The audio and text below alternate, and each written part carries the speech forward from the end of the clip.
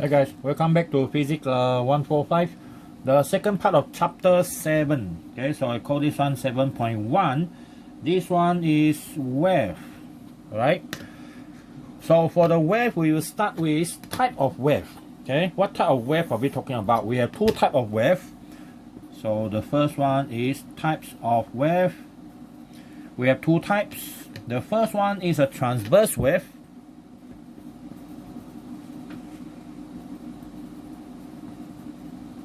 And the second type is the longitudinal wave. Longitudinal wave. Okay, so we want to know more detail about them, but after that we'll concentrate on transverse wave. But the formula can apply to longitudinal wave as well. So look at the first one, which is our transverse wave. So for the transverse wave, one of the examples of transverse wave is, let's assume you have this water surface. Okay, water surface. This one is before disturbance. Okay, so this is A, this is water, this is before disturbance.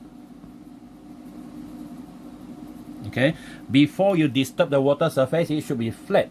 And then let's say you put something here, you throw something, and what happened next is you're going to have disturbance and the wave started to moving up and down. So we assume that this is our imaginary water surface before disturbance. So our wave started to move from here up and down, and the energy is being transferred in that direction. You see, this is the speed. Okay, this is the group velocity of the wave. Okay, the velocity of the wave, but the water molecule is actually moving up and down. This is our water molecule for the what we call that, water molecule movement. So here is either moving up or down. Here also the same, the water molecule moving up and down, same thing everywhere. Okay, the difference is how much is the displacement only. All right, so now if you look at this one we will consider as y, movement up and down because vertical, right? So we put a y, but sometimes you can use x also, it doesn't matter, but I will prefer to use y because vertical from our point of view. And the direction of the vertical displacement is actually perpendicular, 90 degrees. See, this one up vertical, this one horizontal, they are 90 degrees. So this type of wave, because the velocity of the wave is perpendicular to the motion, the displacement of the medium's particles, so we call this type of wave transverse wave. Okay, so we're going to define the transverse wave. So T wave, okay, I will call it T wave, is our transverse wave. So transverse wave is a wave which its direction of velocity, okay, its direction of velocity is always perpendicular. Okay, is always perpendicular to the direction of displacement of its medium's particle. Okay, its medium's particle. All right, so that is the keyword, perpendicular. The velocity and the displacement of the medium's particle is perpendicular. So this is transverse wave. So example of transverse wave, okay, example of transverse wave can be like water wave. Okay, water ripple. If the wave is not that big, we normally call it ripples. Okay, water ripple. Number two will be wave that we cannot see, but they are defined to be transverse wave, is EM wave, electromagnetic wave. All right, and then if you go to the ocean, okay, ocean wave. Okay, ocean wave, that is one example. These are examples of transverse wave. Okay, now the next type of wave, okay, the next type of wave, the second one is the longitudinal. Okay, longitudinal wave. So normally I call it L wave. Okay, L wave. So L wave is quite opposite compared to this one. So let's imagine you produce sound using a speaker. Okay, you produce sound using a speaker. So let's imagine this is our speaker. Now this sound wave is actually based on the movement of the peppercorn on the speaker. The speaker actually push the corn in and out according to a certain frequency. So now what happened here is, let's restrict. This is the area where the sound wave is moving. Now when you produce sound, definitely sound is moving in this direction, right? So this is the velocity of the sound. Okay, the velocity of the sound in this direction. And what we have here is, if you look carefully, sound actually is based on compression, where the molecules are nearby to each other, and some area the molecules are very far from each other, and after that a series of compression, okay, happen throughout the whole area where the sound wave is traveling. So if you look carefully, this is the pattern of the air molecule when the wave started to pass through. Okay, so I finish the drawing here.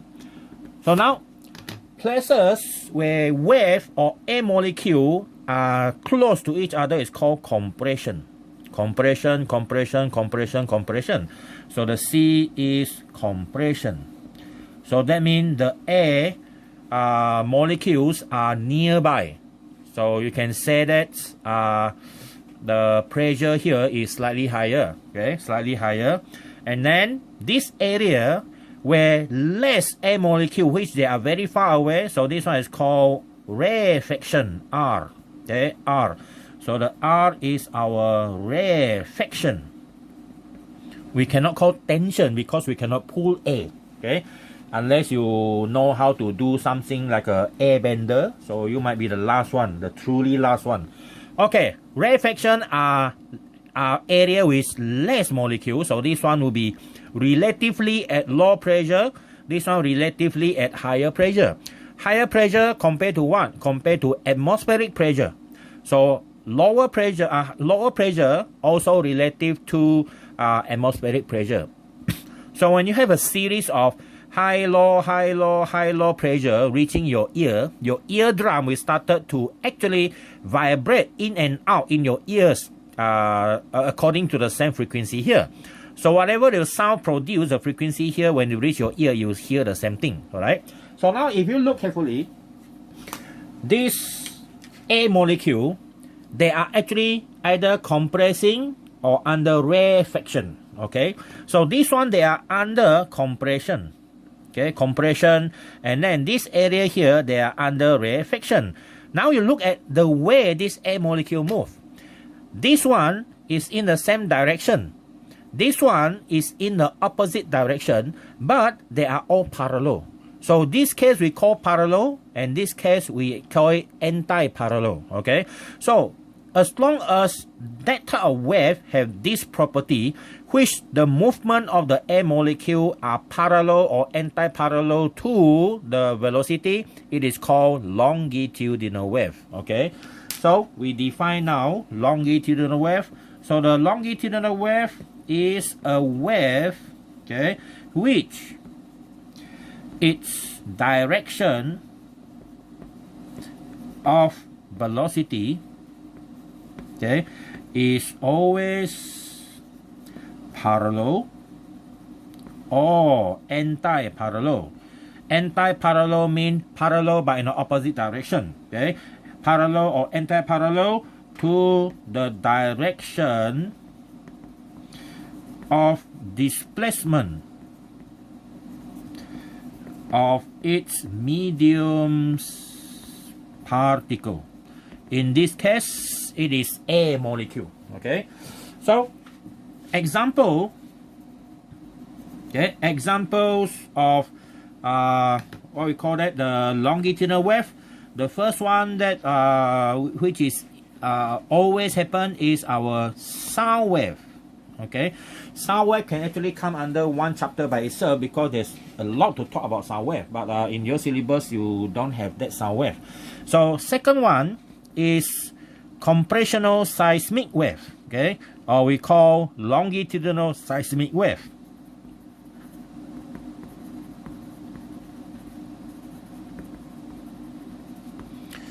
What is seismic wave?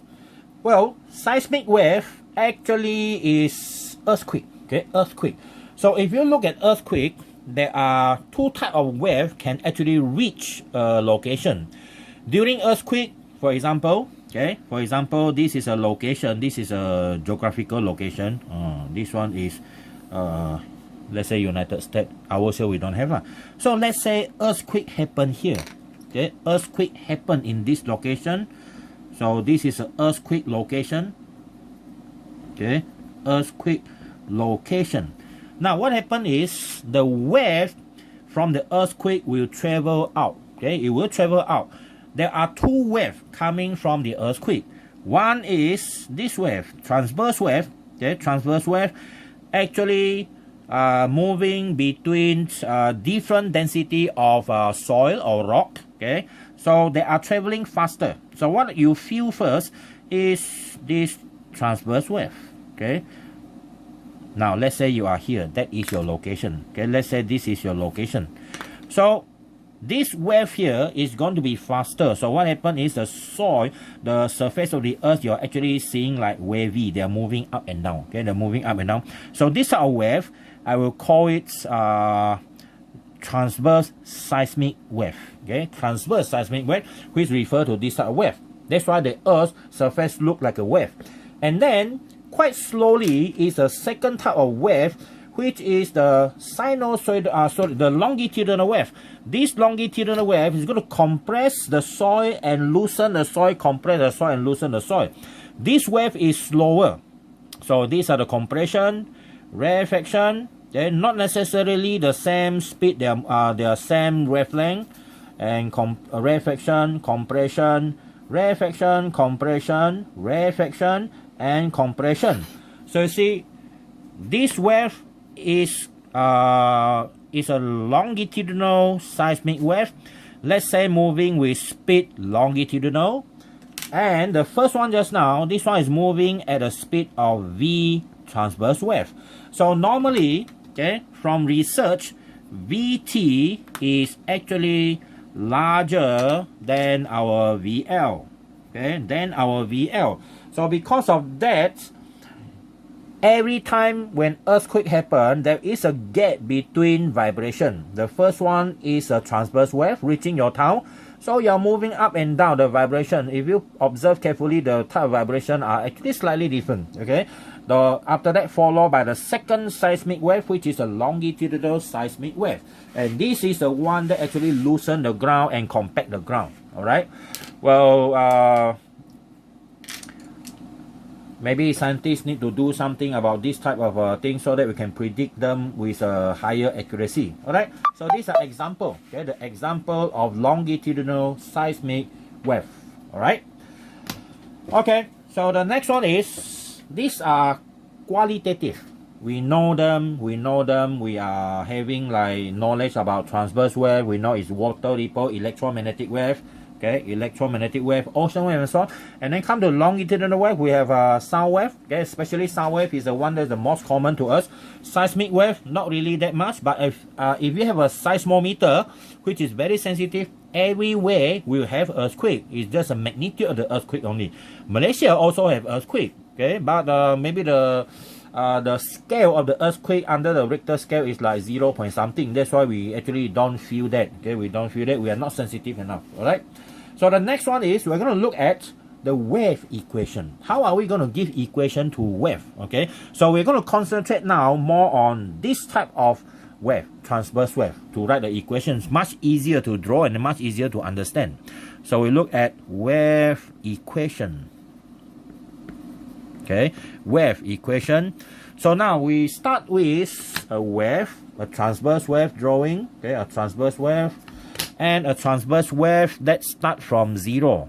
Okay, start from 0. This is a vertical displacement. This is our horizontal displacement. The wave is going to move to the right hand side, let's say. So we have a wave, okay, like this. So let's say we have a wave like this. So it's going to be like here. down, all right, up, down, and so on. So we only draw these two lah. So this wave is very clearly start from 0. Okay, start from 0, and that is our origin. Okay, start from 0, and the height of the wave, okay, or we call the maximum displacement, maximum vertical displacement. This one is the Y max. Okay, Y max, but this Y max is actually our amplitude. So here we're going to have negative Y max, which is equal to negative A. So in other words, we actually know that it is called amplitude. Okay, so the maximum value is the amplitude. So now this wave here, because it starts from 0, is going to have an equation that is given by this. Y is equal to the Y maximum, okay, the Y maximum or the amplitude, and then we have a sine 2 pi over lambda x. Okay, this is a constant here. If your lambda is a constant, so you have a Y equal to A sine 2 pi over lambda x. That is your simplest wave equation. Okay, simplest wave equation. But not all the time you're going to given this type of simple equation. Okay, because when it becomes too simple, when equation become general, you cannot solve problem using that. So we assume another scenario now. Okay, we assume another scenario. So I'm going to put this one in red box so that it's easier for you to recognize the equation.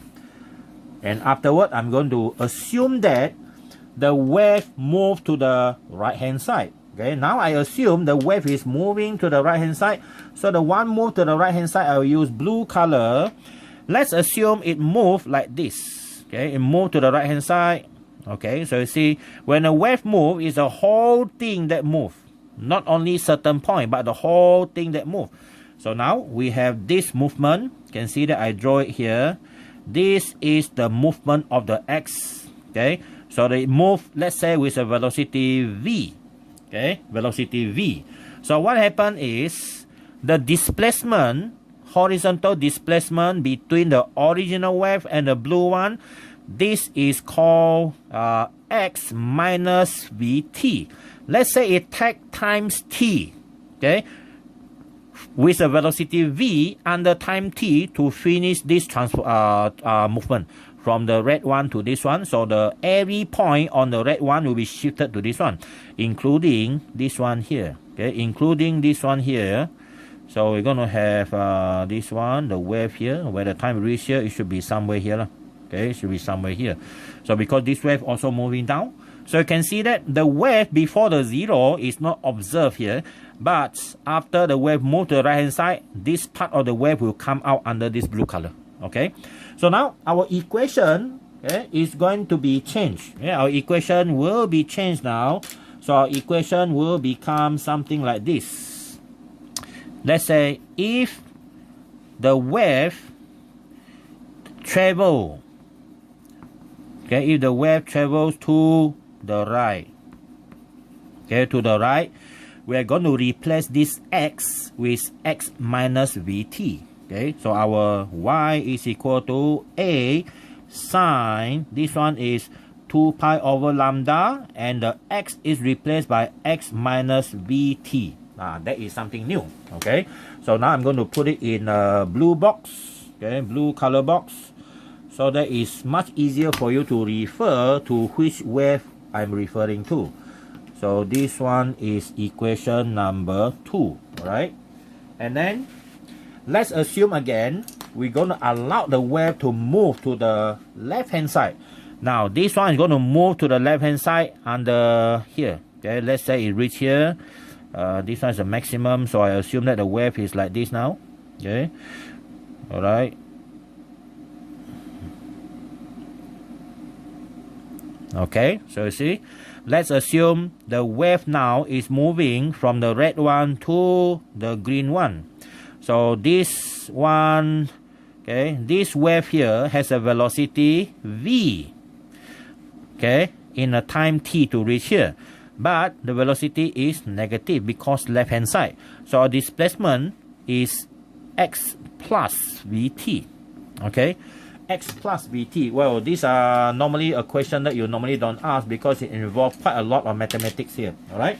So what is our new equation? So now we have if the wave travel to the left, okay, to the left, then our equation become y equal to a sine 2 pi over lambda. This is x minus vt, but because minus vv, it become plus. So now we have a next wave equation, which is a wave that moves to the left hand side. Okay, so that is our equation, but this equation looks complicated.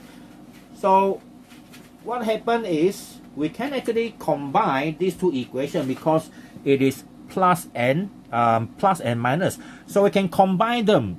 Generally, okay, generally we can write y equal to a sine 2 pi over lambda, and this one is x minus plus vt. Okay, so that this minus plus, we can choose which one to use depends on, okay, what direction the wave is moving. So we are mostly using this equation, okay, number 4. All right, so we choose positive if the wave moves to the left, we choose negative if the wave moves to the right hand side. All right, okay, so this is our general wave equation. We haven't simplified it because this is not a very beautiful equation, so we need to simplify further. Okay, so here come to the page number 5. Okay, page 5. Now we look at simplifying the equation. Y equal to a, okay, you have sine 2 pi over lambda, and you have x minus plus vt. Now we can actually put the 2 pi over lambda into that equation, into the bracket. So now we have this, okay, we have 2 pi over lambda x minus plus 2 pi v over lambda t. Now we have to know something, okay, so we are going to change this one, okay, change this according to the, what we call that, the other. So we before we change it, we do some analysis on what are those things. Okay, what is this one first?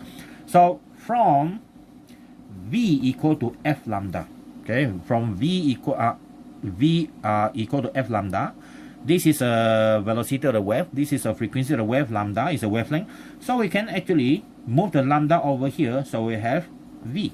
See or not? Okay, we have v, but we also know that this one is equal to 1 over t, right? So that means our 1 over t is equal to v over lambda. So we can replace the v over lambda by t, okay? So that thus our equation y now can be like this, okay?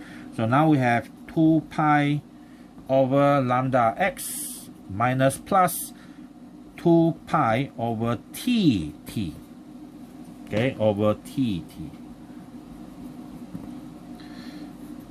Okay, so you see that this is a displacement, horizontal displacement is referred to lambda, and then this one, the time for the motion, is referred to the period of the wave.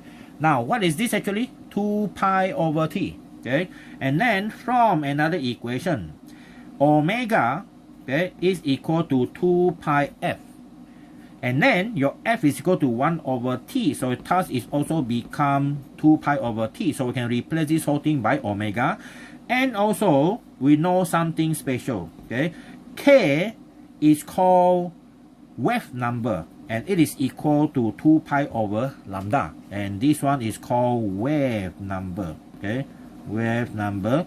So we can now, okay, simplify the whole equation, become a sine, this one is kx minus plus omega t. This is our simplest form of equation for wave, okay, for wave motion. All right.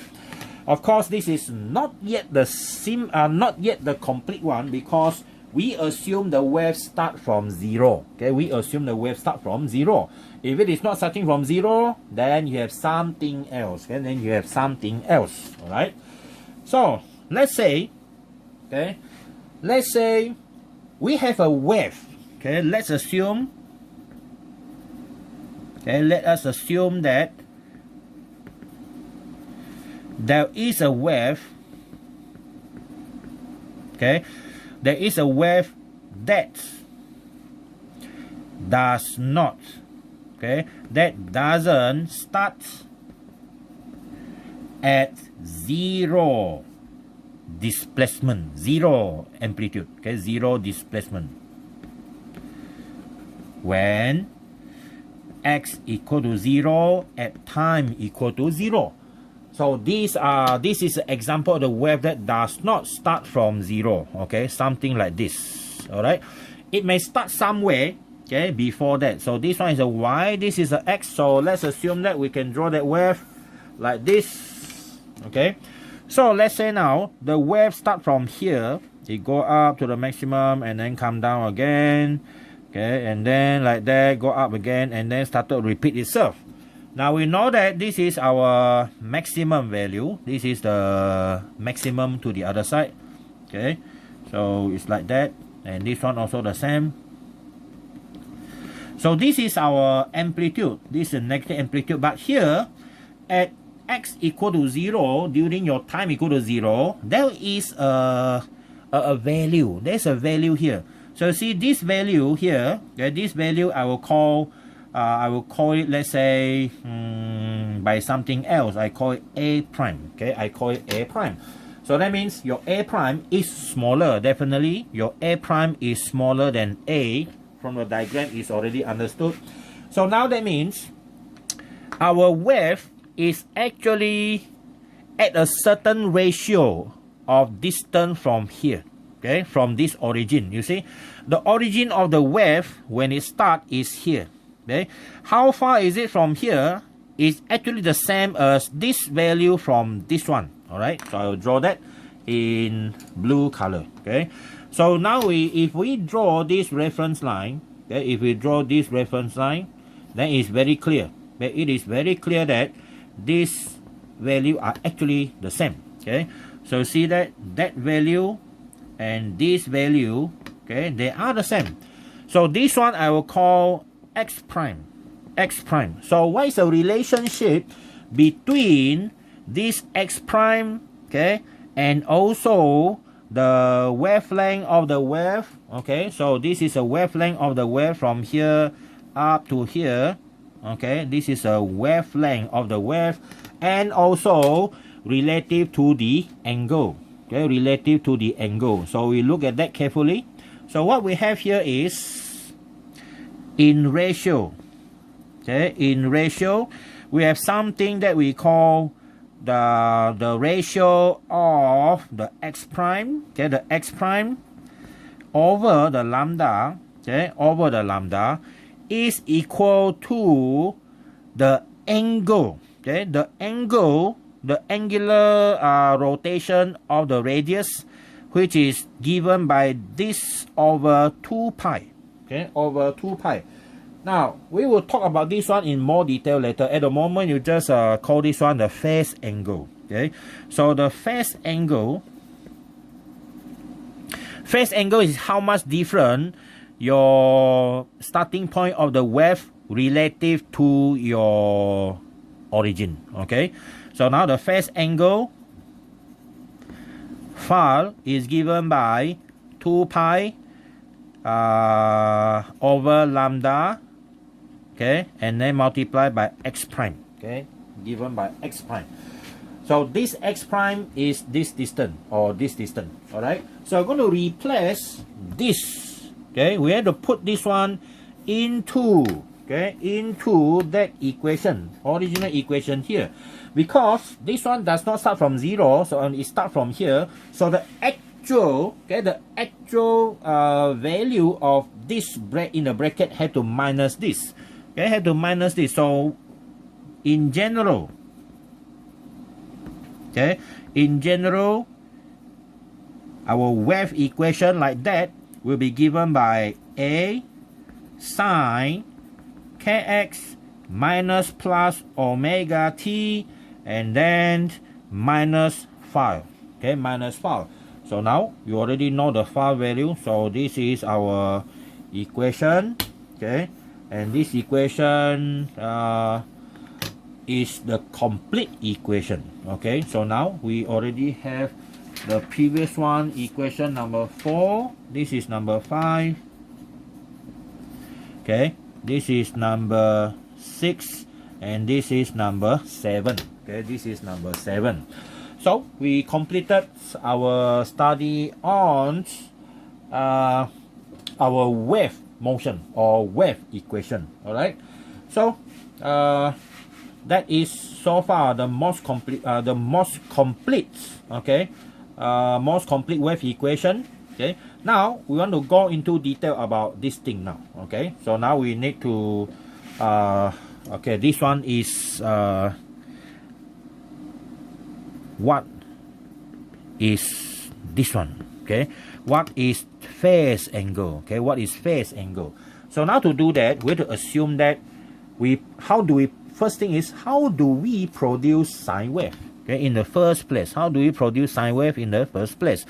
Now you assume that, okay, you have to assume something. Okay, assume something.